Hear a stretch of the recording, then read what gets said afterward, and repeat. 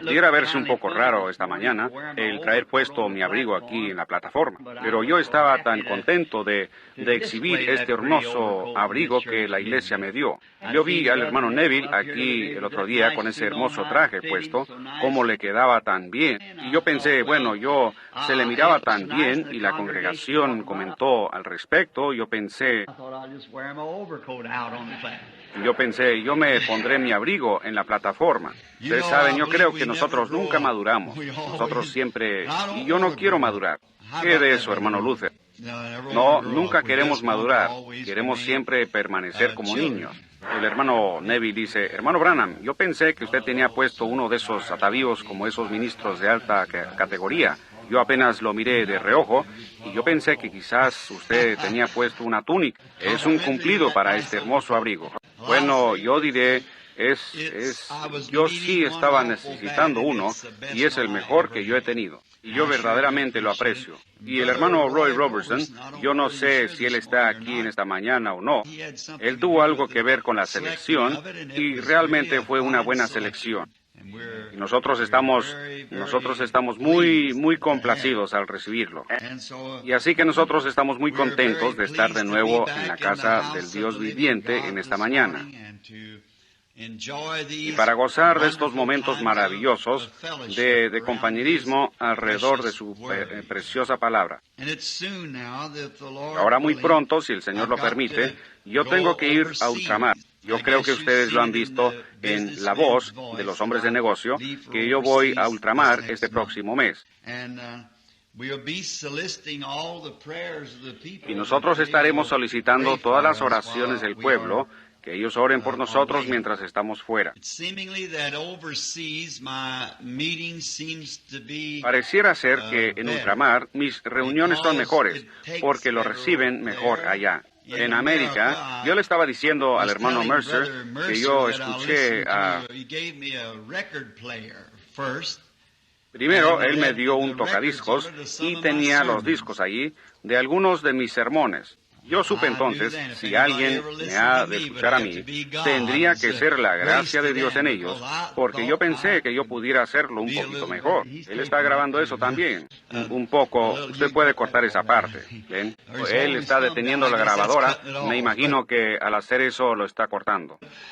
Pero yo les digo, yo estaba tan sorprendido. La peor predicación que alguna vez he escuchado en mi vida es la mía, correcto, en el disco. Yo me puse tan nervioso que ni siquiera podía cenar. Me enfermé, me levanté de la mesa, no pude dormir esa noche. Y ayer fui a Kentucky con el hermano Wood. De regreso, yo le dije, hermano Wood, yo no veo cómo yo pudiera hacer que una persona viniera a oírme hablar. Es tan pésima. Me repito tanto. Y, faltas de gramática. Y puntuación, no hay nada. Yo no sé. Yo dije, me anima en cierta manera de saber que tiene que ser Dios o nadie viniera en lo absoluto. Eso es correcto. Así que yo estaba hablando con el hermano Collins. Me supongo que él está en el edificio. Así que yo le dije a él vino y yo le estaba contando acerca de eso. Yo dije, hermano Collins, yo honestamente, yo casi tengo 30 años como un predicador, y yo ciertamente debería de saber lo que es un sermón. Yo dije, eso es lo peor que yo he escuchado.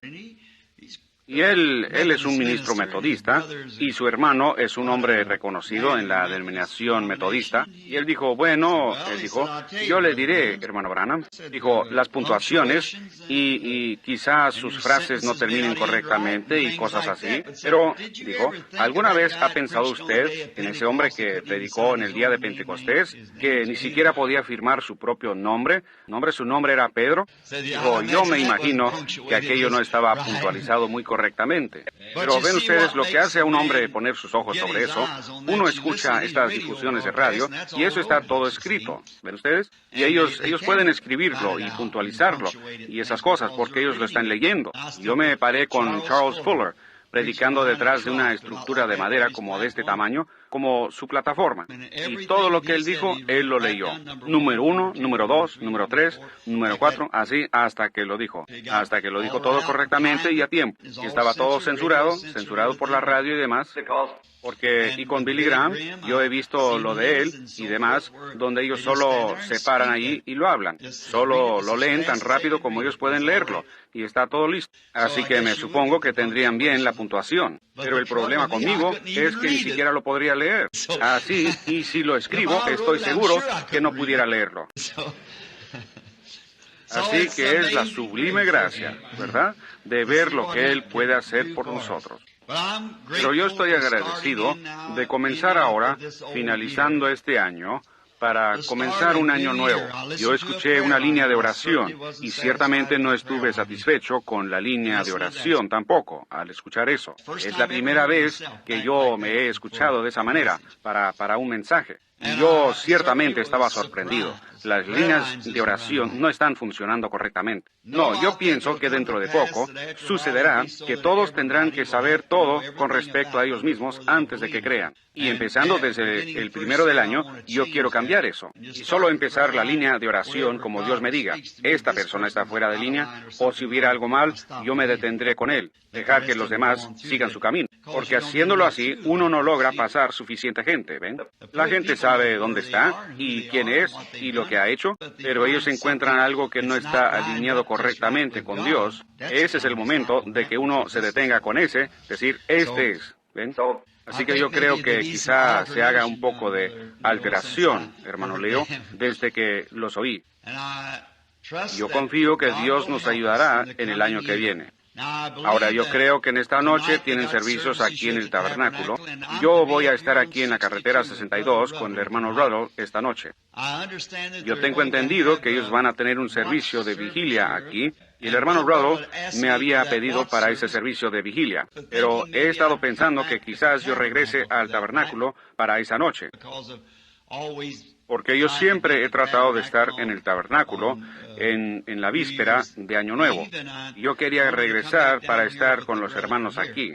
Así que hasta cierto punto me comprometí un poco, y yo estaré con el hermano Ruddle en esta noche, allá en la carretera 62, en el antiguo Club 62, que ha sido convertido en una iglesia. Y entonces el miércoles en la noche estaré aquí de regreso para el servicio de vigilia. Y entonces el jueves partiremos para Chicago, y de ahí seguimos a Filadelfia y luego a ultramar. Y en esta mañana no queremos retenerlos por mucho tiempo, porque tenemos las entrevistas y los servicios continuarán. Y diré que desde el último servicio de oración aquí, yo estoy muy agradecido por los resultados que se obtuvieron del último servicio de oración. Ciertamente es una cosa maravillosa lo que nuestro Señor puede hacer cuando su pueblo se reúne. Los que llamarán el nombre del Señor, reuniéndose, yo creo que así es, y orarán, entonces Dios oirá del cielo. Así que vamos a inclinar nuestros rostros solo por un momento mientras miramos hacia Él para que nos dé la inspiración que se necesita para este mensaje. Señor, tú has sido nuestro refugio y fortaleza en todas las generaciones. Nuestros padres antes de nosotros confiaron en ti y no fueron confundidos. Ellos creyeron en tu santo nombre y ellos resplandecieron como luces brillantes. Y nosotros miramos hacia ellos, como ha dicho el poeta, huellas en las arenas del tiempo. Nuestras partidas dejan detrás de nosotros huellas en las arenas del tiempo.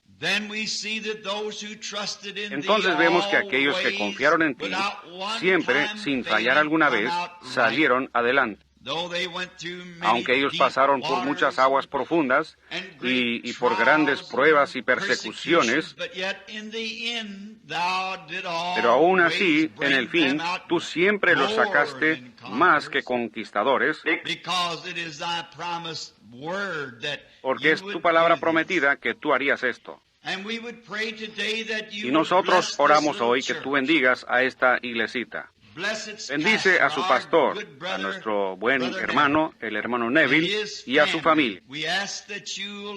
Pedimos que tú seas con él en este año venidero, y lo unjas grandemente y lo bendigas a él en todo aspecto. Fortalece la salud de su familia, a los pequeñitos que están creciendo. Guarda al hermano Neville fuerte y saludable. Bendice a esta iglesia y a todo miembro que está en ella. La mesa de síndicos, cómo amamos a estos verdaderos valientes de Dios. Y la junta de diáconos, ellos también son tus siervos valientes. Y a toda la gente que viene aquí, estamos agradecidos por ellos, Señor. Me hace tanto bien a mi corazón al saber que este pequeño pantano lleno de hierbas que estaba en la esquina hace muchos años ha sido hecho un faro para el reino de Dios. Y yo oro, Dios, que permanezca firme hasta que Jesús venga.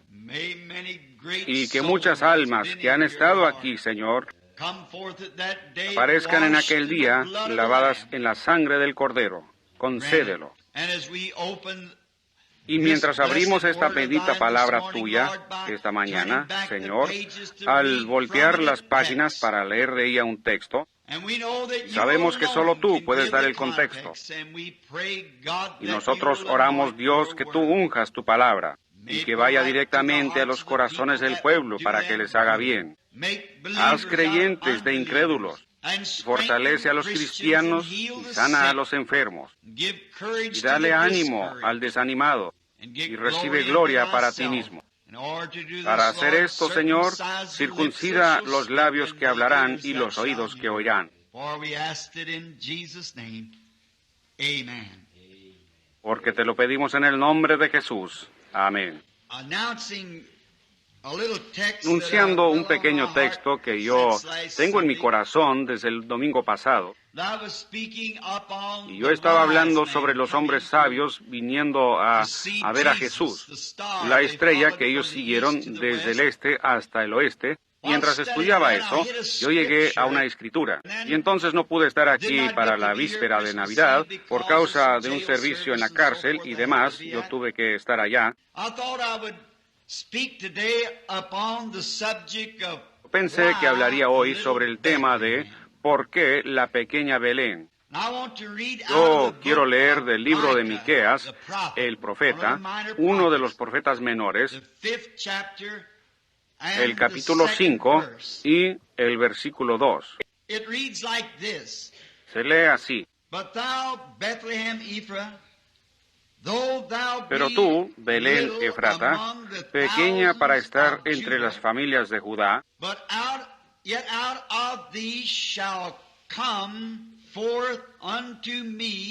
de ti me saldrá el que será Señor en Israel, y sus salidas son desde el principio, desde los días de la eternidad. Yo tenía una manchita sobre la escritura, por esa razón yo no podía distinguir cuál era la palabra en el momento. De todos los lugares que hay en Palestina,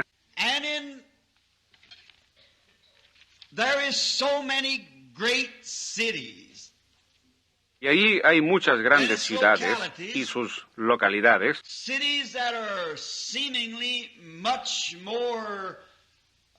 ciudades que parecieran ser mucho más conocidas en los relatos de la historia, mejor fortificadas, ciudades más grandes. ¿Y por qué Dios escogería la pequeña Belén para ser el lugar del nacimiento de su Hijo?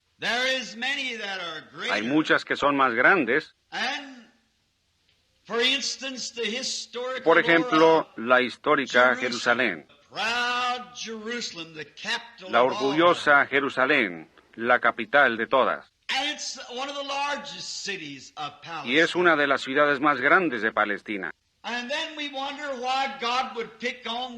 Y entonces nos preguntamos por qué Dios escogería a ese pueblito de Belén para que fuera el lugar de nacimiento de su Hijo. Pero como las Escrituras han dicho, lo que Dios determina hacer, eso será hecho. Y ahí está Dios preordenándolo para que sea de esa manera o nunca hubiera sido de esa manera. Y ahí la Escritura dice, en el capítulo 15 de los Hechos,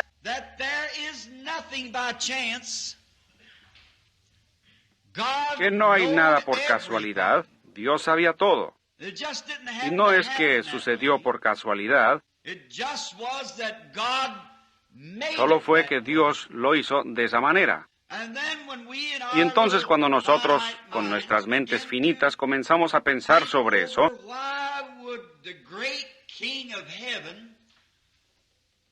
¿por qué el gran Rey del cielo escogería un lugarcito tan pequeño como ese en vez de la capital? En vez de y aún allá habían muchos lugares que tenían una historia espiritual más grande que la que tenía Belén. Por ejemplo, alguno de esos lugares como Silo. Silo era un lugar antiguo de adoración de Israel, a donde todos ellos venían año tras año a este lugar donde reposaba el arca del Señor.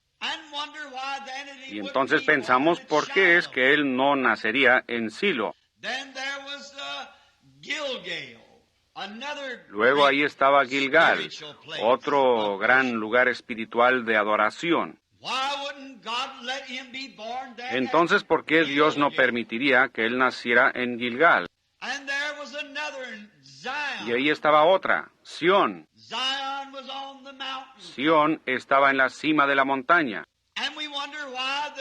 Y entonces nos preguntamos por qué es que Jesús no nació en Sión.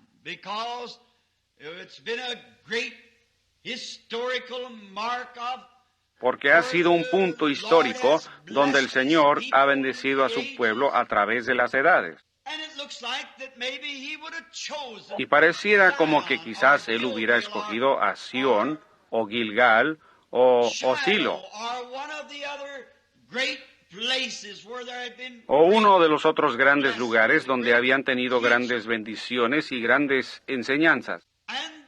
Y habían otras grandes ciudades, tales como Hebrón.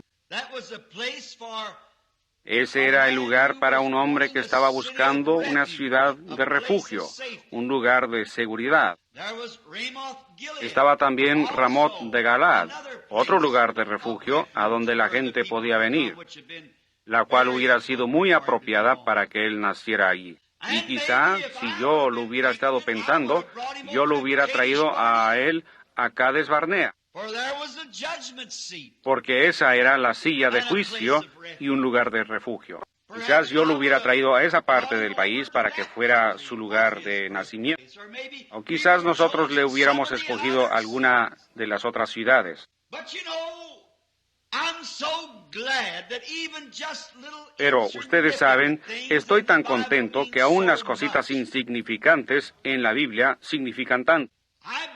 Yo creo que fue Jesús quien dijo esto, que ustedes sobrepasan y llevan a cabo los mayores asuntos de la ley más bien, pero sobrepasan las cositas pequeñas.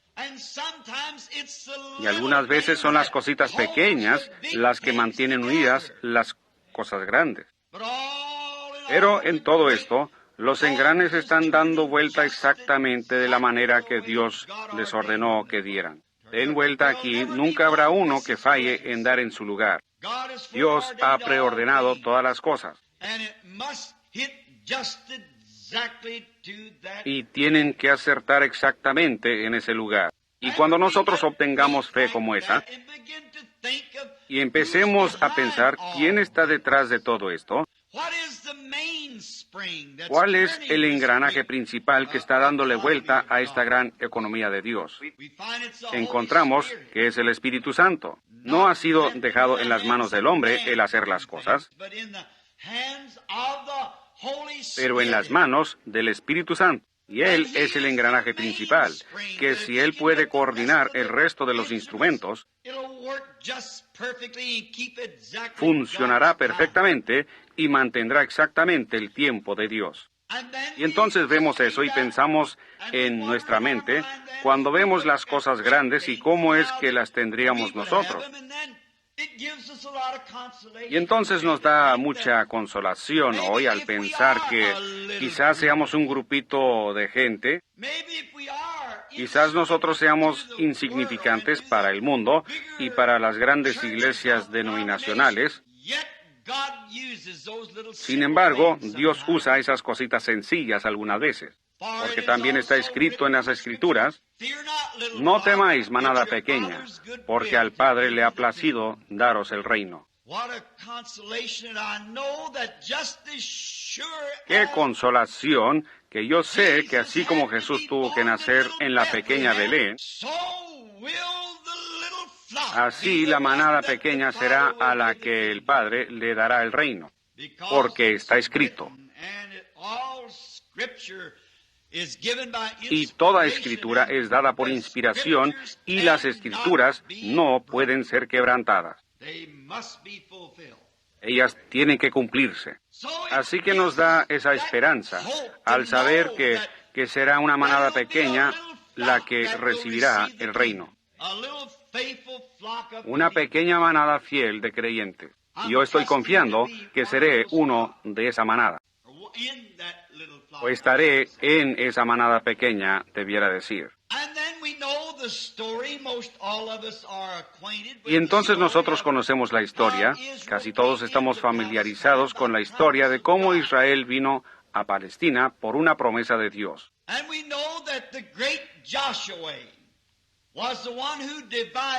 Y sabemos que el gran Josué fue el que repartió su porción a cada tribu. Y ciertamente, si nosotros tuviéramos el tiempo de aquí hasta las 6 de la noche, para quedarnos en este tema, para alinear estas cosas, para obtener el verdadero significado de todo ello, el cual no tenemos, solo como 30, 40 minutos, así que tenemos que hablar solo de los puntos más sobresalientes, confiando que el Espíritu Santo, a ustedes lectores de la Biblia, les colocará el resto de ello en su corazón mientras proseguimos. ¿Sabían ustedes que las porciones, como Josué las repartió en Palestina, fueron dadas por inspiración? Y esas madres hebreas de esos patriarcas, cuando el niño estaba naciendo y ella estaba en dolores de parto para dar a luz al niño, ella emitía el mismo sitio donde esos patriarcas se establecerían y estarían en los últimos días. Habla usted de inspiración, esta Biblia está inspirada. No importa qué tan pequeña, toda pequeña escritura tiene una cosa tan sobresaliente en la escritura, en el gran cuadro. Toda palabra es inspirada. Y de eso depende el destino de las almas. Porque es la palabra del inmortal y eterno Dios. Y aún esas madres, cuando el niño estaba naciendo y ella emitía su voz, los colocaba posicionalmente donde ellos estarían en la tierra prometida cientos de años después. Y Josué, sin saber eso, sin embargo, por la misma inspiración, los colocó exactamente donde ellos debieran estar. Y Josué repartió la porción a Judá. Si notan en el mapa, geográficamente está al oeste de la llanura del mar, a unas cuantas millas al sur de Jerusalén, la capital. Y cuando Judá estaba recibiendo la parte, o su parte mejor dicho, en la tierra, su provincia, nosotros así le llamaríamos. Es extraño, pero esta pequeña ciudad, Belén, ni siquiera fue mencionada. Sin embargo, allí estaba, porque Abraham, o yo creo que fue Rebeca, quien fue sepultada en ese lugar. Pero solo debió haber sido una pequeña aldea de alguna clase, porque si leen Josué 5, se darán cuenta que habían como 115 ciudades mayores bajo el dominio de Judá, aparte de las aldeas y pueblitos. 115 ciudades son mencionadas. Y quizás cuando fueron divididas, Belén era tan pequeña, quizá solo había una casita o dos. Ni siquiera fue mencionada en la herencia. Y entonces nos damos cuenta que realmente nunca llegó a ser conocida. El que la fundó fue el hijo de Caleb, cuyo nombre fue Salma. Y él la fundó. La Biblia dice que él fue el padre de ella, lo que significa que él fue el fundador de Belén. En otras palabras, él quizás se mudó allí y empezó algunas clases de negocio y comercio e intercambios, etcétera, que hizo que se desarrollara. Y más tarde hallaremos que la verdadera razón que todos los demás estaban celosos de esa pequeña porción de terreno, la cual está hacia el norte y este, y se inclina un poco hacia el sur, en ese pico,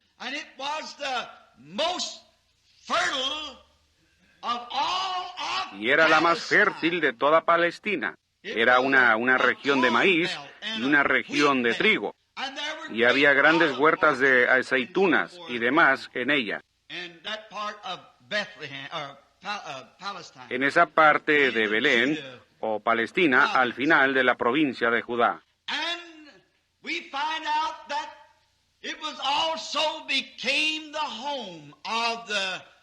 Y hallamos que también llegó a ser la casa de Rahab, la ramera.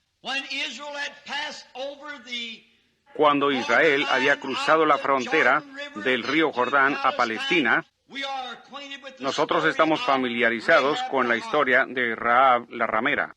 Ahora, vamos a formar un cuadro de ella en esta mañana por unos cuantos minutos. Como una joven hermosa, que por causa de alguna desventura en la vida, había sido obligada en eso, siendo una pagana. Había sido obligada a esa clase de vida que ella estaba viviendo. Y en muchas ocasiones la gente es obligada a la clase de vida que ellos viven. Yo estaba en la prisión la otra noche para ver a un hombre que estaba cumpliendo una sentencia. Y yo lo tomé de la mano y hablé con él. Yo dije, ¿por qué hiciste una cosa como esa? Y tomándome de la mano, él empezó a hablar. Y él fue forzado a lo que estaba haciendo. Yo dije, porque tú permitiste que eso te obligara a hacer eso. Tú no tienes que hacer eso. Tú, ni ningún hombre tiene que beber. Yo dije, yo mismo soy nervioso, pero no hay necesidad de eso. Y esta joven, después de que ella hubo oído por primera vez de Israel, y de un Dios, que era un Dios que respondía a la oración. No solo un Dios a quien orar, pero un Dios que respondía. Cuando ella oyó que había un Dios de milagros, que podía obrar milagros, que secó los mares y que hizo que lloviera pan de los cielos, su corazón empezó a temblar. Y cuando ella recibió el primer mensaje de dos predicadores que fueron allá, ella aceptó rápidamente con todo su corazón. Y ahí estaba un cordón de grana colgado de su ventana como una protección para su casa, por causa de que ella había recibido el mensaje. Quizás yo añada aquí, ¿sabían ustedes que ella tipificó a la iglesia gentil? Ella era una gentil. Y ella era un tipo de la iglesia gentil. Cuando ellos oyeron el mensaje, todos nosotros nos encontrábamos en prostitución espiritual, cometiendo fornicaciones espirituales en contra del Dios del cielo, en toda clase de cosas. en toda clase de denominaciones y religiones. Pero cuando nosotros oímos que había un Dios que todavía vivía, que podía obrar milagros, rápidamente nosotros recibimos el mensaje. Y la sangre del Señor Jesús fue aplicada, la cual hizo el cordón de grana. Y para no entrar en detalles, ustedes saben cómo ella lo colgó de su ventana públicamente. La sangre fue desplegada públicamente. Así tiene que ser desplegada la sangre, colgando públicamente en la parte de afuera del muro, para mostrar que en lo interior algo había sucedido. Así es el verdadero creyente en Cristo esta mañana. En lo de afuera está desplegada la sangre del Señor Jesús, que muestra que algo ha sucedido en lo interior. Y a través de esto, Dios miró hacia abajo cuando la ira cayó y las trompetas empezaron a sonar. Dios vio ese cordón de grana colgando allí como un memorial. Siempre le ha placido a Él pasar sobre la sangre. Cuando yo vea la sangre, yo pasaré de vosotros. Él la vio.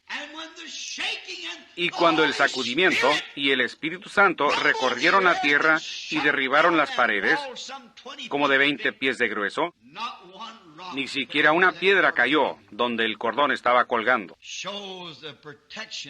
Eso muestra la protección de un Dios verdadero para un creyente verdadero. No importa en qué condición está usted cuando Él lo encuentra, si usted solo acepta ese cordón de grana. Se ve por toda la Biblia. Y luego la vemos cuando ella fue aceptada como una de las israelitas. Ella se enamoró de un hombre, el cual era un capitán y un príncipe en Judá.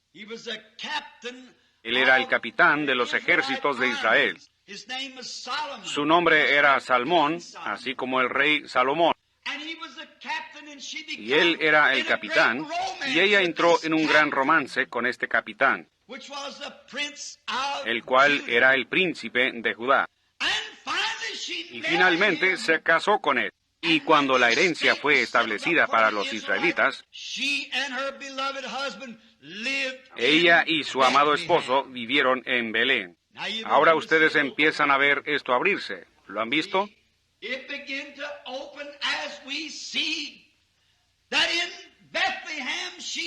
Se empieza a abrir cuando vemos que ella vivió en Belén, siendo una novia gentil para un judío. ¿Por qué? Porque ella creyó en un Dios que obra milagros. Y cuando vemos de dónde vino ella, de haber salido de una casa de mala fama, de prostitución, a través de su conversión y de su fe infalible en Dios, eso la sacó de una casa de prostitución a una casa hermosa en Belén. ¡Qué diferencia! Así obra con todos nosotros. De una casa de incredulidad y frustraciones, esos actos inmorales y todo lo demás, a un lugar, una posición en Cristo, lo cual es de lo más hermoso, de lo ridículo a lo sublime. Esa es la diferencia efectuada por nuestra conversión. Y notaron ustedes que ella se casó con un príncipe de la casa de Judá, un capitán. Ese capitán representó a Cristo, que tomó una novia gentil para sí mismo. De lo más bajo de lo bajo al principal y mejor lugar en la tierra, como veremos más adelante en nuestro mensaje. Para probar que así fue, nada más pudiera ser sino eso. Ellos son un tipo de la iglesia gentil. Y encontramos que ellos tuvieron un hogar amoroso en Belén, como Salmón lo había establecido. Y llegó a ser un gran lugar y las tierras fértiles. Y qué hermoso es pensar en esa gran región de trigo allí,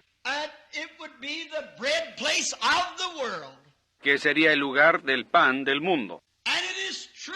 Y eso es verdad. Con razón Jesús tuvo que nacer ahí, porque Él era el pan de vida. Y era a donde toda la nación venía por su trigo. Toda la nación venía por su maíz. Porque fue en Belén donde estaban esas tierras fértiles. Y ven ustedes esa cosita pequeña, diciendo, oh, era la provincia del trigo. Sin embargo, eso significaba algo. Y ustedes pueden ver cómo el príncipe gentil, o este príncipe judío, llevando a su novia gentil de regreso hacia Belén, como un lugar donde establecerse. Un lugar para vivir donde había pan en abundancia. Encontramos que a través de este gran romance y la gran obediencia de fe de parte de Rahab la ramera, ella dio en nacimiento un hijo a Salmón, y su nombre fue Booz. Y todos nosotros estamos familiarizados con otra gran historia atada ahora a este eslabón. Y Booz nació en Belén de Salmón y Rahab la ramera. Nosotros encontramos que años más, después que Noemí había dejado el país y se había ido a peregrinar con los moabitas, y cuando ellos la habían tratado mal y ella se había separado del compañerismo de los demás creyentes, se había asociado en una condición caída, en otra tierra, entre otro pueblo. En otras palabras, ella había dejado la verdadera iglesia para irse al mundo por un tiempo, para unirse a una iglesia social que creía que cualquier cosa estaría bien. Allí ella perdió a su esposo. No siempre tiene que ser una muerte física. Usted pudiera perderlo en una muerte espiritual o perder su esposa. Es mejor permanecer en buen terreno. Es mejor se debiera quedar donde sabe que está cubierto por la sangre. A pesar de cómo se miren los demás, qué tan grandes son, qué tan buenas torres tienen ellos en sus iglesias, o cómo suenan las grandes campanas, es mejor que usted se quede donde la sangre cubre el pecado del pueblo. Puede ser que se pierda el uno o el otro. Y, sobre todo, pudieran perder al Señor Jesús y ser dejados fuera. Y entonces encontramos que después que sus hijos habían muerto, ella había perdido a los dos, y ella regresó porque no había avivamiento del Espíritu en la ciudad en ese tiempo. Oh, cómo me gustaría descansar aquí por unos minutos. Cómo me gustaría empezar de nuevo aquí y mostrarles. No importa cuántas iglesias han retrocedido, permanezca debajo de la sangre. Ese es el lugar donde morar. Adentro o afuera, arriba o abajo, en las buenas o en las malas, lo que pudiera suceder, permanezca debajo de la sangre. Pero Noemí pensó que sería mejor ir allá y unirse con otro grupo, porque ellos estaban teniendo problemas. Pan espiritual, no había pan espiritual allá. Pero Dios la restaurará. Yo restauraré, dice el Señor. Quédese en el campo de donde proviene eso. Así que encontramos que ella empezó a anhelar por regresar, porque ellos oyeron que un gran avivamiento había empezado. Y si usted nota, Noemí regresó en la sazón de la cebada, dice la Biblia, justamente en el tiempo de la siega. En otras palabras, cuando estaba aconteciendo un gran avivamiento, aplicándolo espiritualmente. Ella regresó justamente en esa temporada. No le había quedado nada, ella no tenía nada.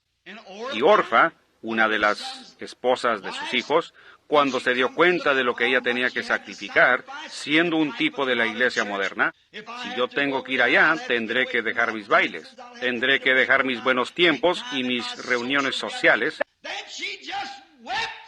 Entonces ella solo lloró y besó a su suegra y se regresó. Pero aquí está un cuadro hermoso que estaba con ella, otra nuera llamada Ruth, la cual una vez más era un tipo de la novia gentil, quien besó a su suegra y dijo, yo dejaré todo, yo me voy contigo. Que tu pueblo sea mi pueblo. Que tu Dios sea mi Dios. Donde tú mueras, ahí moriré. Donde seas sepultada, ahí seré sepultada. Eso es lo que Dios quiere. No es aquello fronterizo a la mitad del camino, pero un rendimiento absoluto y completo al reino de Dios. Ella la besó. Y entonces Noemí dijo para desanimarla, tú mejor deberías regresar a tu pueblo. Yo estoy vieja y ya no hay más hijos en mí. Y la ley era que ella tenía que esperar por un hijo. Y dijo, ya no hay más en mí. Y si yo tuviera un esposo y tuviera un hijo, tú también serías demasiado vieja para casarte con él. Así que mejor regrésate a tu pueblo. Pero Ruth dijo, yo no regresaré. Fe, arraigada y fundada, fe perfecta había bajado al corazón de Ruth. Y ella dijo, yo me voy contigo. Y ella se aferró de ella, se agarró de ella. Yo voy a estar donde tú estés. Me gusta eso. Y nosotros estamos familiarizados con la historia mientras prosigue. Como este gran Booz, el cual era el señor de la siega, era en el tiempo de la siega, y él era un pariente de Noemí. Y cuando se encontró a Ruth allá en la misioncita espigando, cada espiguita que ella podía recoger, que tenía algo de trigo, ella la recogía porque era vida. Booz, siendo el señor de la siega, mandó que sus segadores dejaran caer un manojo de vez en cuando para ella. Y ella lo recogía con gozo. Y entonces ese día ella desgranó un delantal lleno.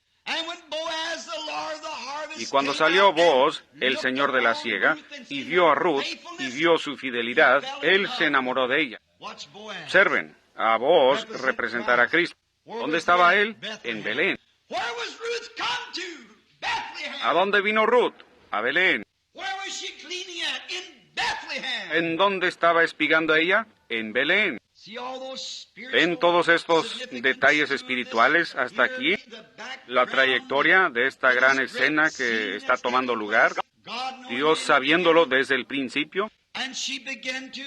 Y ella le empezó a preguntar a su suegra qué es lo que ella debía hacer. Y finalmente Ruth se casó con Booz, otra vez una gentil casada con un príncipe en Judá. Y se estableció y vivió en Belén. Pero tú, pequeña Belén, ¿qué no eres tú la más pequeña entre todas las principales ciudades de Palestina? Pero le ha placido a Dios, cuyo conocimiento y cuya salida es desde la antigüedad, desde el principio, para que su hijo naciese ahí. Él sabe todas las cosas y Él lo obra todo para el bien. Y ahí Ruth se casó con Booz. Y cuando se casaron Ruth y Booz, si tuviéramos tiempo para entrar en esa gran historia, la cual es una de las más grandes escenas de amor en todas las edades, cuando Ruth y Booz se casaron. Recuerden, paremos aquí solo por un minuto. Es tan hermoso para sobrepasar. Ruth era una gentil. Ella no tenía herencia con los judíos, así como nosotros, los gentiles, no teníamos herencia. Así que Noemí realmente era la heredera. Así que ella había perdido todas las propiedades que tenía en el principio. Todos sus bienes habían sido vendidos en una subasta pública. Por lo tanto, ella había sido excomunicada y se había ido.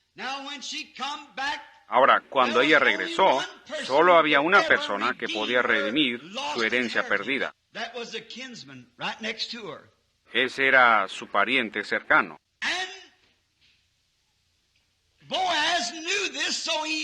Y Booz sabía esto, así que él tenía que obrar de alguna manera para obtener a esta muchacha gentil por esposa. ¿Y qué es lo que tenía que hacer? Él tenía que comprar todo lo que le pertenecía a Noemí para poder obtener estos bienes. Y Ruth era parte de lo que le pertenecía a Noemí. Y el único hombre que podía comprarlo tenía que ser una persona que era pariente, un pariente cercano. Esa era la ley de redención. Y la única manera en que Cristo pudo haber comprado la herencia de la recaída de Israel era llegar a ser un pariente. La única manera en que Dios podía redimir a la raza humana era que Dios mismo tenía que hacerse carne. Y Jesús fue Dios hecho pariente para la raza humana. Él era Emmanuel. Él llegó a ser pariente. Él no tomó la forma de ángeles, pero la forma de un siervo, que lavó los pies y vivió. Y las zorras tenían cuevas, y las aves del cielo tenían nidos, pero él ni siquiera tenía un lugar para recostar su cabeza. Él comió, él bebió, él lloró, él se rió, así como cualquier hombre. Y él era Dios, no un profeta, él era Dios. Porque él tenía que ser pariente para poder redimir la raza humana perdida. Así, Booz, en este gran tipo en Belén, miren dónde este pariente nació para la raza humana. Tenía que ser. Y entonces, cuando este gran Booz la redimió, él tuvo que hacer una demostración pública que él había redimido todo lo que ella había perdido. Así que él fue a la puerta de Belén, otra vez a esa pequeña ciudad, y él llamó a los ancianos de la ciudad. Y él les dio a saber que ese mismo día él había comprado todo lo que ella tenía, lo que Noemí había perdido. Todo lo que ella perdió, él lo redimió.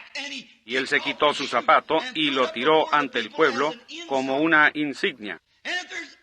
Y si hubiera alguien que tenga alguna razón para decir algo, dígalo ahora. Porque esto es un memorial que yo he redimido todo lo que ella perdió. Oh, bendito sea el nombre del Señor. Y cuando vino nuestro pariente, Jesús de Nazaret, nacido en Belén, él se paró en la cima de Gólgota y fue levantado entre los cielos y la tierra, como un memorial que él había redimido todo lo que la raza humana había perdido en la caída. ¿Cómo puede el hombre despreciar sanidad divina y los poderes de la resurrección del Señor Jesús, cuando en el Calvario fue hecha una insignia pública? Que yo he redimido toda la raza humana y todo lo que han perdido. Redimió nuestra alma, redimió nuestro cuerpo, redimió todo lo que nosotros perdimos en la caída. Nuestro pariente redentor vino y fue hecho carne y habitó entre nosotros. Y ofreció la insignia y dijo, consumado es. ¿Qué se consumó? Todo está consumado.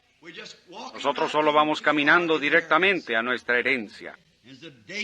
Mientras los días van pasando, nosotros vamos caminando cerca y más cerca. Booz y Noemí, después de haber estado casados por algún tiempo, ellos engendraron un hijo, el cual añadió al linaje.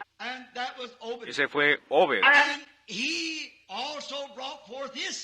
Y él también engendró un hijo, el cual fue Isaí. E Isaí tuvo 8 hijos. Y fue el gran profeta Samuel que vino con el cuerno del aceite. El gran profeta que fue con Isaí y dijo,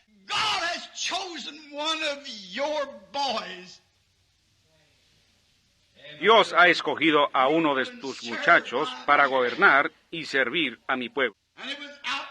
Y fue del otro lado del campo, en un pequeño corral para las ovejas, de donde un muchachito rubio, flaquito, fue traído. David, el más viejo, el más joven. Y Samuel derramó el aceite de unción sobre él en la presencia de todos sus hermanos y de los que estaban presentes. Y probó que Dios lo había ungido rey. ¿Dónde fue eso? En Belén. Gloria a Dios en las alturas.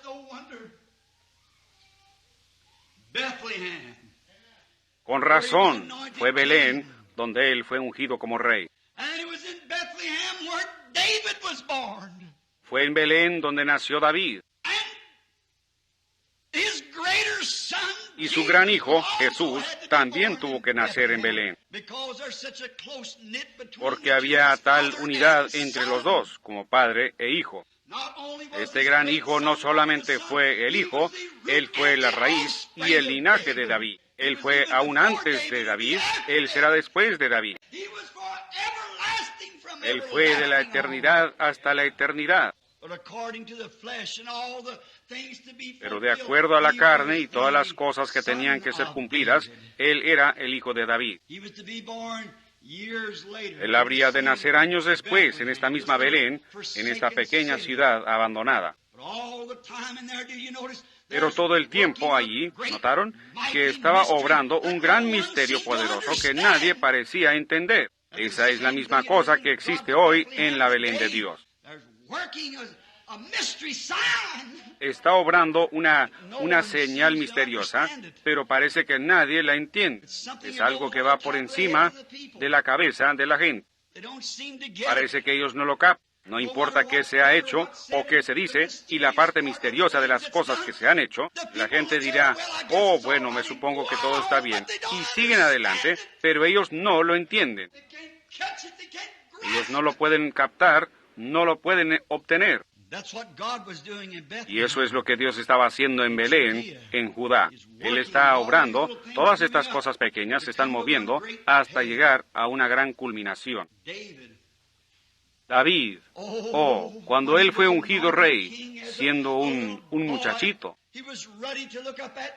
él era rubio, pero algo debió haber estado en él que a Dios le pareció real.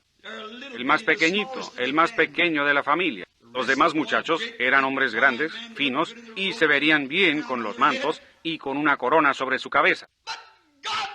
Pero Dios enseñó lo que él miraba.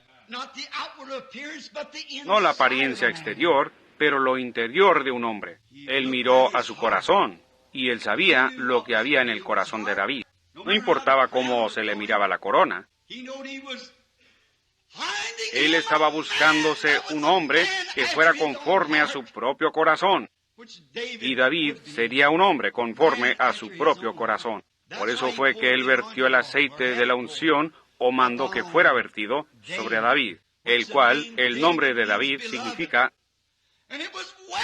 Y años después, eso fue representado muy bien en Jesús, el amado. El hijo de David, quien habría de venir a cumplir todas las cosas que habían sido prometidas. En esta pequeña ciudad de Belén fue donde estas cosas sucedieron. Y fue en las mismas colinas de Judea donde David había apacentado sus ovejas. Muchos años después, ahí fue donde los ángeles cantaron su primer villancico en las colinas de Judea, mirando hacia Belén.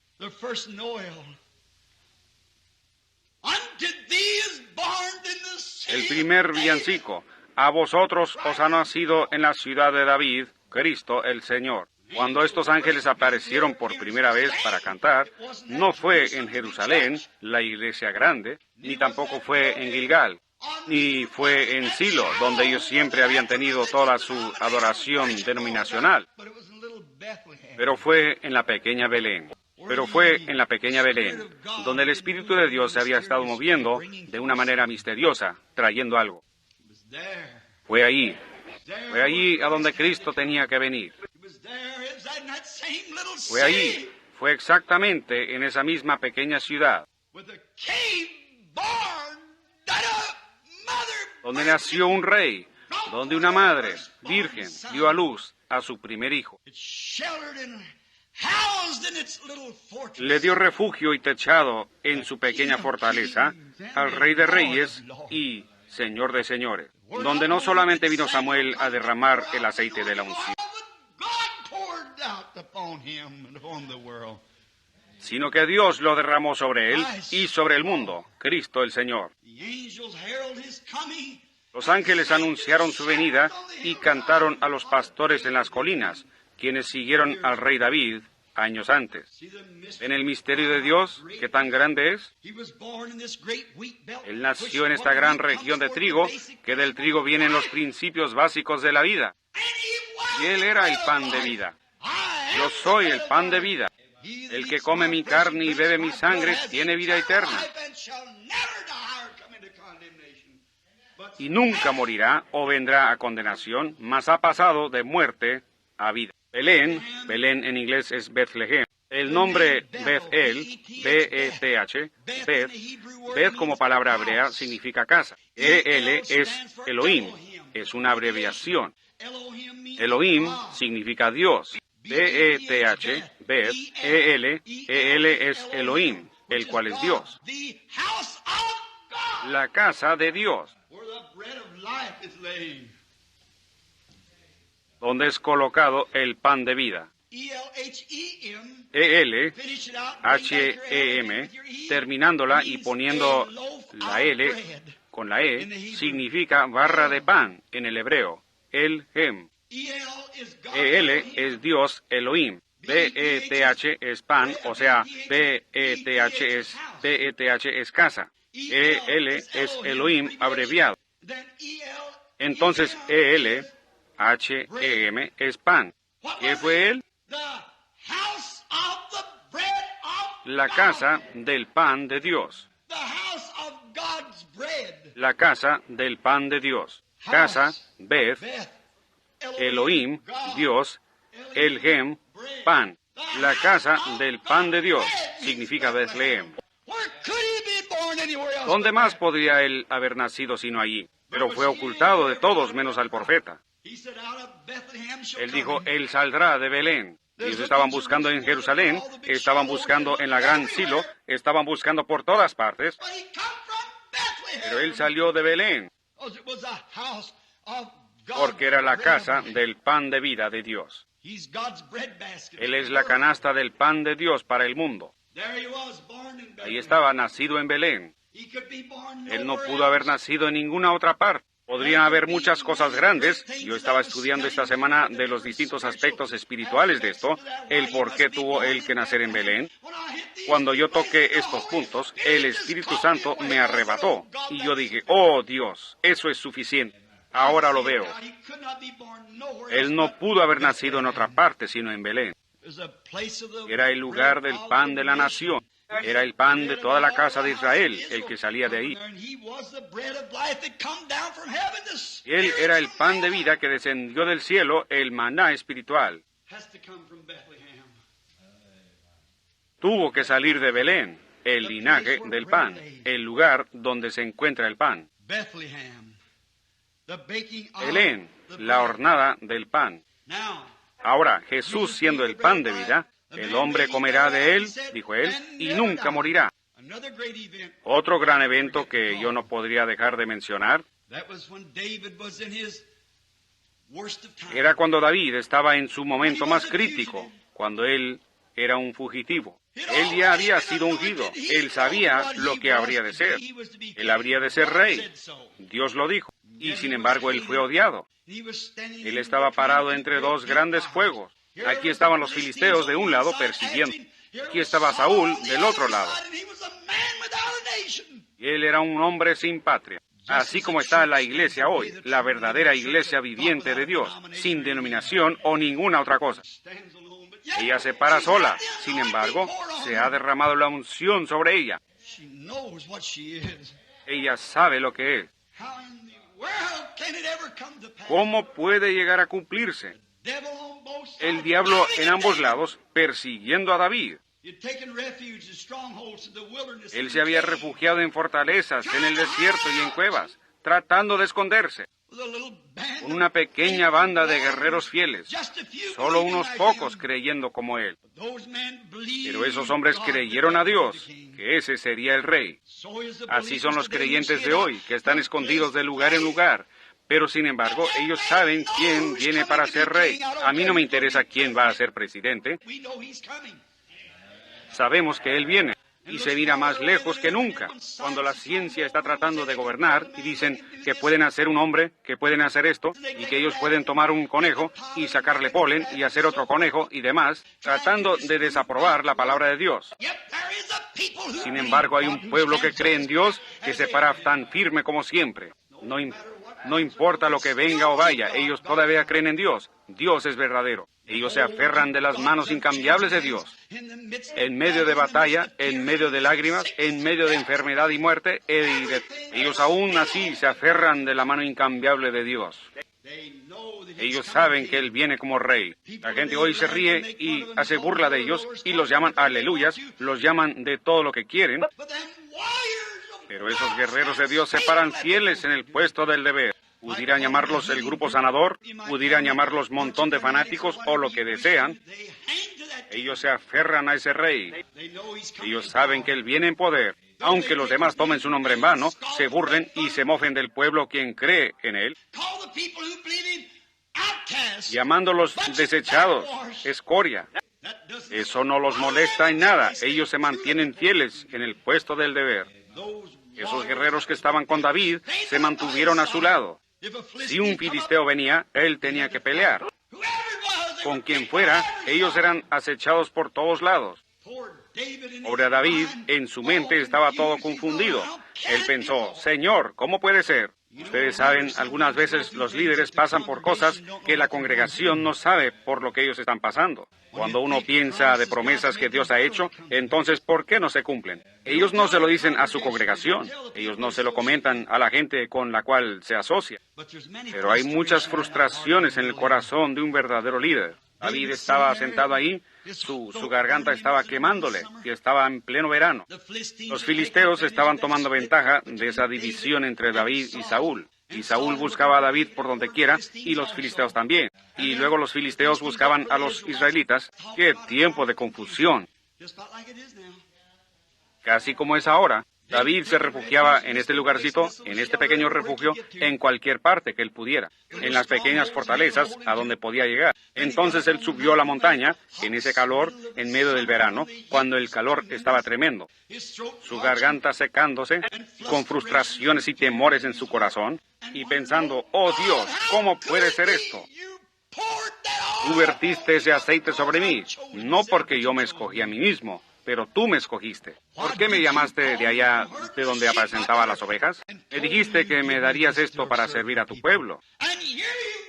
Y me tienes en medio de fuegos por donde quiera. Eso estaba pasando por su corazón. Él se sentó en el monte y miró hacia abajo. Y los filisteos habían venido y se habían acampado ahí mismo en Belén, su pequeño hogar. Entonces, su pequeña ciudad estaba bajo el control del gobierno del enemigo. No solo eso, pero la casa de su propio padre, la casa de Isaí, estaba bajo cautiverio de los filisteos. Y estaba su propia nación, su propia iglesia, en contra de él. Aquí estaba el enemigo con el que estaba peleando. Aquí está la gente de la iglesia con quien él estaba peleando. No porque él quería, pero porque él fue forzado a hacer eso. Y muchas veces nosotros somos forzados a hacer cosas y a decir cosas que nosotros no queremos decir como real líder espiritual. Pero él es forzado a hacer eso. Él tiene que escoger un lado y mostrar sus colores. Yo tomaré el camino con la minoría despreciada del Señor, dijo el escritor del himno. Así que ahí estaba él, en ese día caluroso, sin duda caminando para atrás y para adelante, y mirando hacia abajo a través de ese extenso valle, como de 25 millas para ir y venir. Allí estaba la casa de su propio padre, en cautividad por los filisteos. Ahí estaba Saúl, al cruzar al otro lado. Y aquí venía sentado en medio de los dos partidos, ¿ven? Para tomar su lado, viendo este tiempo tan tremendo cuando Israel estaba toda quebrantada. La iglesia se dividió en diferentes denominaciones, por así decirlo. Aquí estaba parado David, sin saber qué hacer. Sin embargo, sabía que sobre él estaba la unción. Ellos sabían que la unción estaba ahí. Ellos sabían que David iba a ser rey. ¡Aleluya! Nosotros sabemos quién va a ser rey. No importa quién va a ser presidente.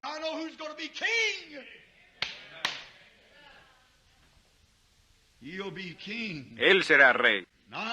Yo sé que se necesita algo para pararse, pero Dios me ayude a cerrar mis ojos a las denominaciones y a todo lo demás, y fijarme en ese cuadro espiritual de más allá, que Él es el Rey venidero. Yo le serviré a Él. Si es muerte, que muera. Si es mi familia, si son mis amados, si es mi denominación, si es cualquier cosa, que pueda servirle a Él. Yo me quedaré con Él. Esos son los guerreros de Dios, como los que estuvieron con David, que tenían sus manos sobre sus espadas, dispuestos a caminar en cualquier momento. Así es como caminan los guerreros de Dios, listos. El enemigo dice, tú tienes que tomarte un traguito para ser sociable. Yo no tocaré tus cosas inmundas. Amén. Allí está el enemigo. Allí está el guerrero. Oh, ¿por qué no renuncia usted esa cosa de aleluyas que usted cree? Yo creeré en Dios. Yo me quedaré fiel. Ahí lo tienen. Ahí están los guerreros. Oh, ¿qué quiere decir? No hay tal cosa como sanidad divina. Eso es lo que piensa usted. Yo sé mejor. ¿Ven?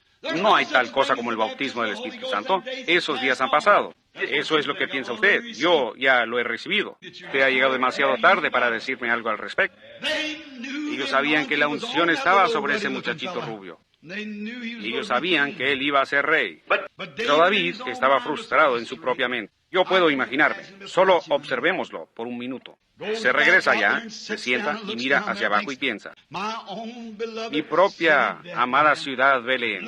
Mírala ahí, donde las grandes cosas de Dios han sucedido. Donde el padre de mi padre, de mi padre, de mi padre nació. Donde mi tatarabuela allá pronunció en el tiempo del nacimiento de Judá, de cuya tribu yo soy, que más allá está algo sobrenatural. Ella pronunció su lugar y Josué colocó a ese hijo ahí mismo. Y de ahí han venido todas estas cosas. Tiene que ser. Yo era un pastor y tú vertiste el aceite sobre mi cabeza.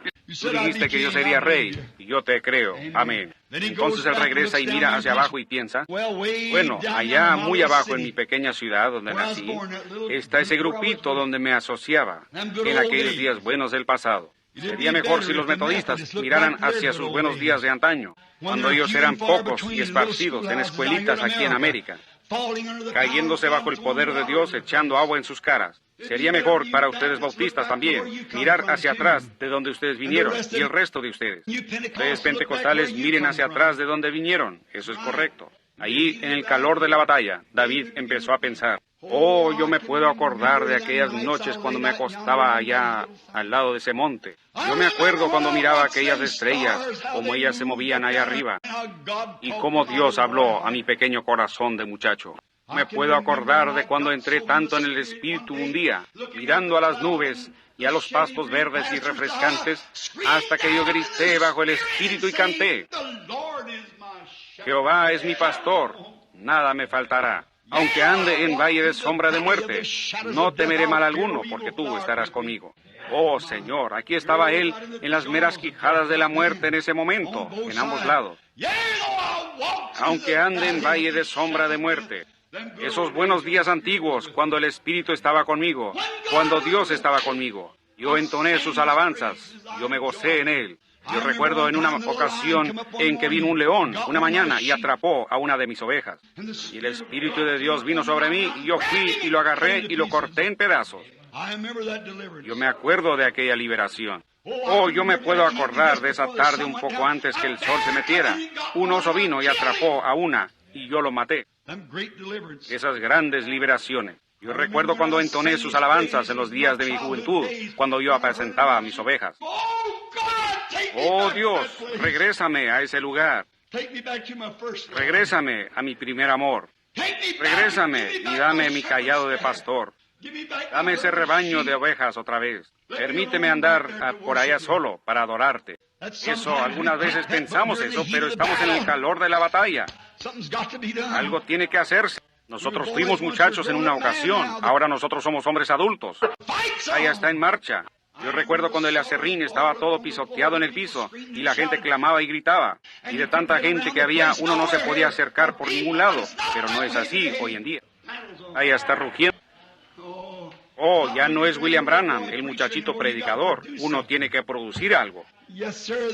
Sí, señor, tiene que haber algo diferente. El tiempo está en marcha, la batalla ruge, el fuego está encendido. El tiempo para ser liberado, la gente, todos los que fueron hallados escritos en el libro. Ahora el tiempo ha llegado. David y toda su frustración, caminando para atrás y para adelante y pensando, oh, este día caluroso, oh, hace tanto calor. Oh, Saúl quizás vendrá por este lado, los filisteos por este lado, ejércitos por donde quiera alrededor, y aquí estamos nosotros sentados en la boca de una cueva. Y sin embargo, el aceite de la unción está sobre mí. ¿Cómo puede ser? Oh, Dios, ¿cómo puede ser? Oh, cómo quisiera un trago de agua. Entonces en su mente regresó allá, junto a las puertas de Belén. Ahí había un pozo. No había otra agua como esa agua. Ustedes saben, Palestina tiene alguna agua muy mala.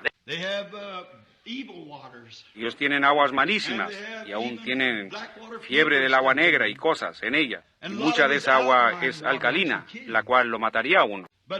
Pero en Belén también es donde está la fuente principal de agua para la provincia. No había otra agua como la que tenía Belén. David solía pensar, cuando yo llevaba mis ovejas y empezaba por la mañana, yo pasaba por ese pozo antiguo y bebía. Oh, qué fresca y qué dulce, y cómo saciaba la sed. Y ahora su garganta le comenzaba a pedir, y aún ungido. Oh, si tan solo pudiera tener un trago de agua. Ahora sus guerreros, y él exclamó en su desesperación, oh, si alguien me trajera un trago otra vez de aquel pozo antiguo de allá en Belén. Oh, después de haber soñado de todos los días de su juventud y de las victorias, y luego verlo aquí en el lugar donde él estaba sentado en medio de los fuegos.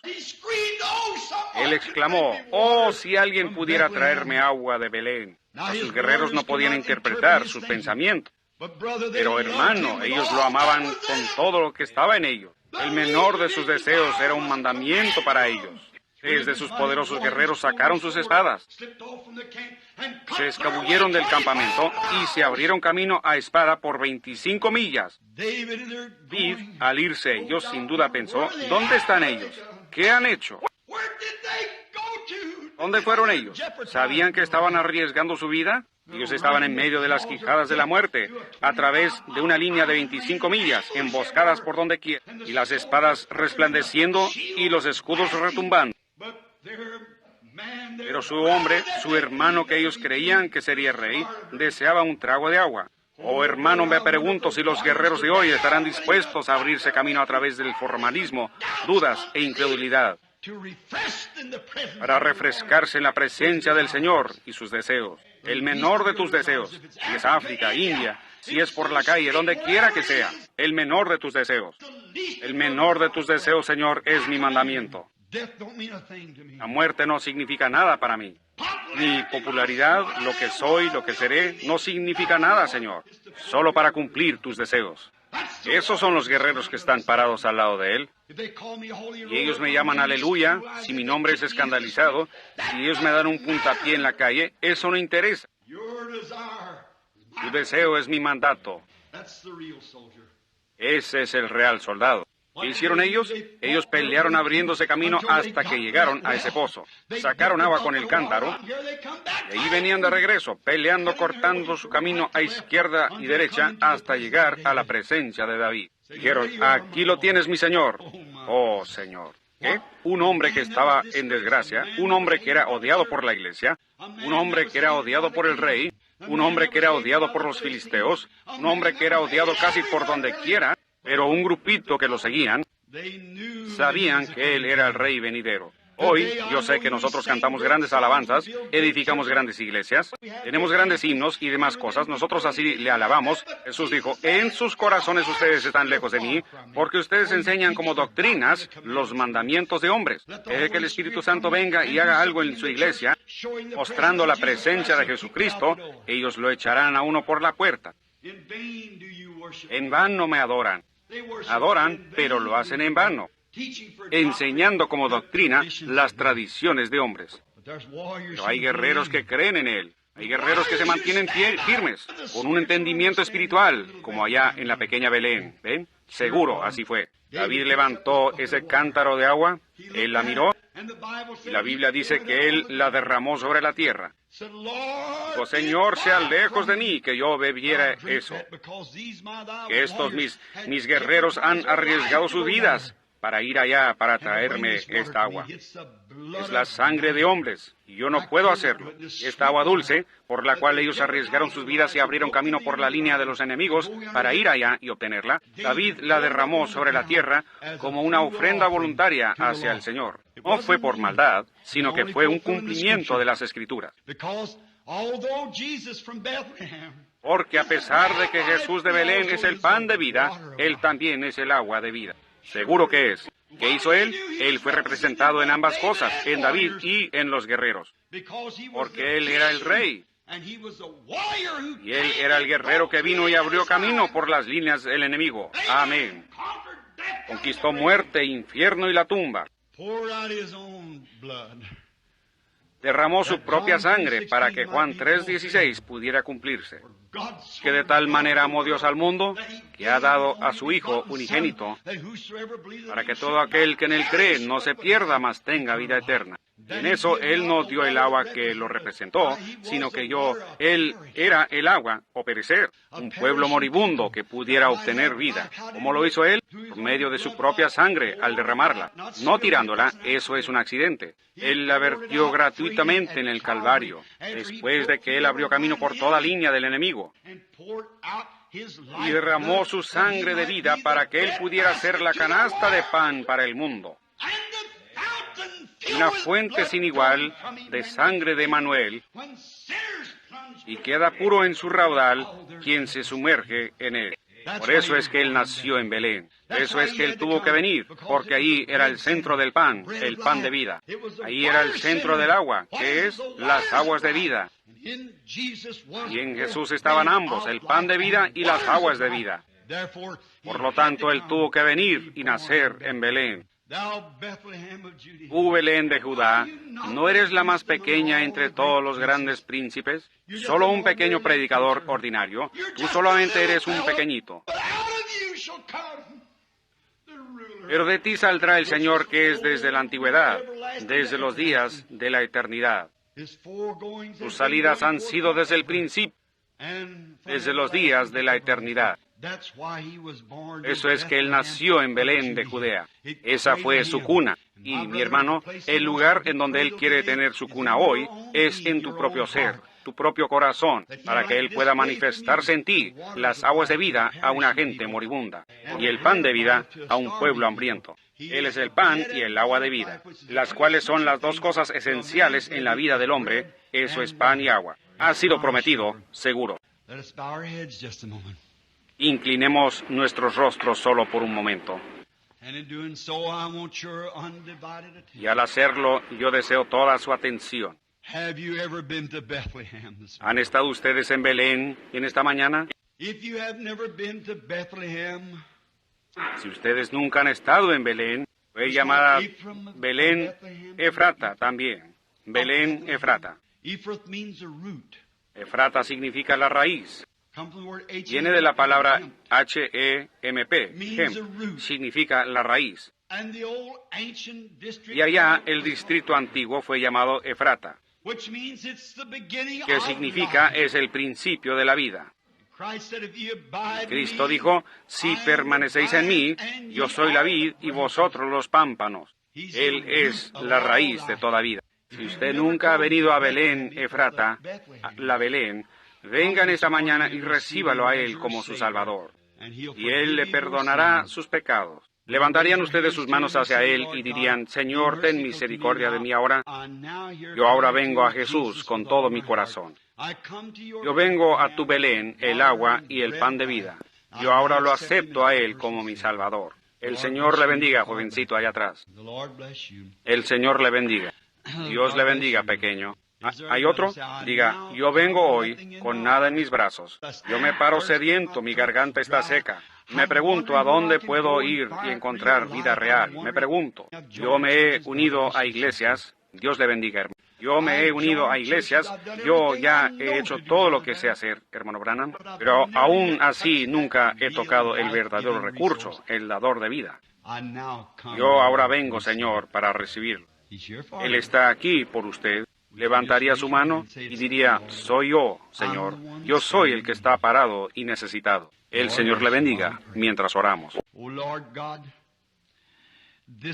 Oh Señor Dios, este pequeño mensajito quebrantado, aunque fue traído de las Escrituras y todos sus símbolos que tú has puesto allí, quizás está escondido de los ojos de los sabios y prudentes y será revelado a niños tales que quieran aprender.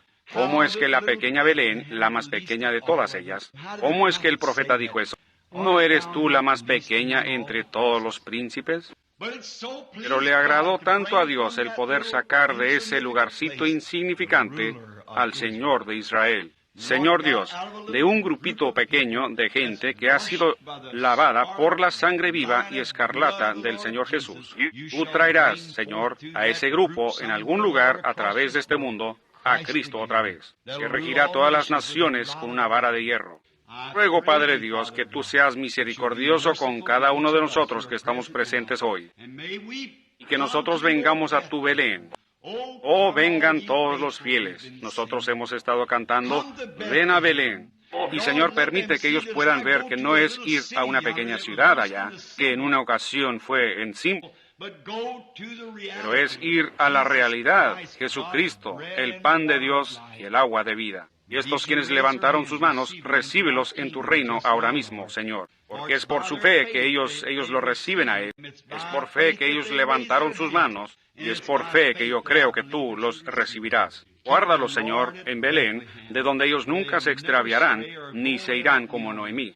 Pero que si los tiempos se ponen difíciles, concede que ellos se queden allí en Belén. Les irá mejor en el transcurso del tiempo. Concédelo, Señor. Ahora yo oro que tú seas misericordioso con aquellos que están enfermos y afligidos. Están aquí algunos, Señor, que necesitan tu toque sanador. Oh, Señor, tú restauraste Belén a toda su gloria que tuvo en el principio. Tú la restauraste en el tiempo de depresión cuando ella estuvo enferma. Tú la regresaste y trajiste a Noemí en la temporada de la sequía. Y ahora, Padre, nosotros rogamos que tú traigas a cada Noemí y a cada uno que está aquí, que esté en necesidad. Yo oro, Dios, oh Señor, es la temporada de la cebada ahora mismo. El gran pan de cebada que fue visto, que venía rodando, descendiendo del monte, entrando en el campo del enemigo. Yo oro, Dios, que tú traigas ese gran pan de cebada en este edificio ahora, que sea la expiación para la enfermedad del pueblo, así como del pecado, y sana a cada persona que está en la presencia divina. Yo solo siento, Señor, quizás solo es mi propio sentir personal, yo siento que tú estás cerca, tu presencia está ahora aquí. Yo creo que tú estás aquí.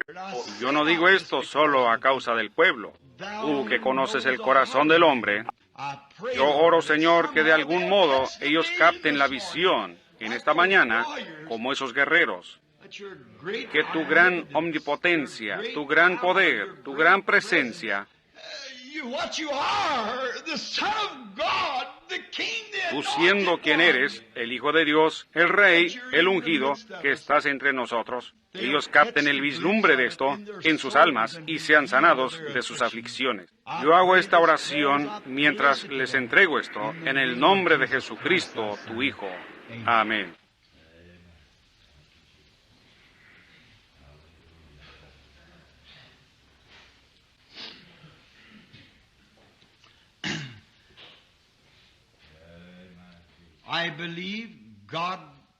Yo creo en Dios, todas sus palabras, y yo creo que cada parte de su palabra está divinamente inspirada. Yo creo que Él no es yo era, pero Él es yo soy, una presencia que siempre existe. Yo creo que ahora mismo, entre este pueblo aquí, ustedes que levantaron su mano, búsquense una iglesia, sean bautizados en el nombre de Jesucristo, llamando hacia Dios, lavando sus pecados, creyendo que su pronta venida Él ha de aparecer en su segunda venida. Yo también creo que su presencia está aquí para sanar a los enfermos, para sanar a los que están necesitados. Necesariamente se tiene que orar por ustedes uno por uno. Yo probé eso la otra noche a la gente, que yo solo quería mostrarles lo que había pasado. Había un cierto joven, quien está sentado mirándome ahora mismo, que había estado en cama por varios días. Su garganta estaba tan hinchada que él no podía comer ni nada. Su fiebre estaba muy alta. Y él le había dicho a su padre y a su madre, traigan al hermano Branham para que venga a orar por mí. Y por alguna razón ellos no querían molestarme porque yo estaba ocupado. Y algo me dirigió a ir a su casa. Mientras estaba sentado allí, ellos trataron de traerle un plato al joven, con un huevo muy blando y alguna otra cosa, y un poco de frijoles blandos, molidos, y él estaba tratando de tragárselos. Y les daba vueltas, con un dedo los molía, sus dientes estaban todos hinchados y el pus le corría de ellos, y él trataba de molerlos así con sus dedos, y trataba de pasarlos por su garganta así, y él masticó una o dos veces, y él no podía hacerlo ya más, lo empujó hacia atrás. Yo estaba sentado ahí sin haber orado. Hay una cosa pequeña, uno no puede decirle a todos lo que está sucediendo. Yo dije, Señor, Señor, ahora está muy cerca el fin del año. Hay algo que viene, algo nuevo. Permíteme, Señor. ¿Es esto? ¿Es esto? Tan pronto como yo empecé a decir eso, y a decir, ahora en mi corazón, yo sé que tú estás aquí. El joven extendió la mano y tomó otro bocado, y otro bocado, y otro bocado, y otro bocado, y limpió todo su plato y se subió a su carro y se fue. Oh, Él es Dios, ¿ven? Su presencia, su presencia. Es solo dejarlo a Él que esté presente. El otro día cuando tomaron la última fotografía, cuando yo lo vi a Él parado ahí, yo lo vi a Él y pensé, bien, yo he visto al ángel del Señor en esos, y yo sé que fue maravilloso. Pero cuando Él tomó esta, entonces como a las 3 de la mañana, Él me despertó y me dijo lo que iba a pasar. Y me lo explicó todo. Y cómo estaría la armadura y todo. Me enseñó cosas ahí que yo nunca había visto. Yo entré y la cogí y la miré. Y ahí estaba. Yo nunca lo había visto antes. Oh, qué sensación trajo eso para mí. La consolación de saber que Él está presente. Él está aquí, solo su presencia. Y la presencia del Señor estaba ahí para sanar a los enfermos. La presencia del Señor está aquí para sanar a los enfermos. La presencia del Señor está aquí para traer convicción a pecadores. La presencia del Señor está en medio de su pueblo. Y Él es el Belén de Dios, llena de pan y agua. Yo estoy tan contento, también ustedes, de que tenemos un lugar a donde venir y comer y vivir para siempre. Ahora, el Señor les bendiga. ¿Tiene algo que quiere decir, hermano? Pongámonos de pie por un momento. Nuestro antiguo canto de despedida, lleva el nombre de Jesús contigo. ¿Cuántos aman al Señor? Veamos sus manos levantadas muy alto. Mientras ustedes tienen sus manos levantadas, ahora bájenlas y dense la mano con alguien que esté parado a un lado de ustedes. Diga, Dios le bendiga, peregrino. Dios le bendiga. Eso es correcto. Luego alrededor. Muy bien, eso es solo para que ustedes se conozcan los unos a los otros. Muy bien. Ahora miremos hacia arriba a los cielos y cantemos esta alabanza ahora.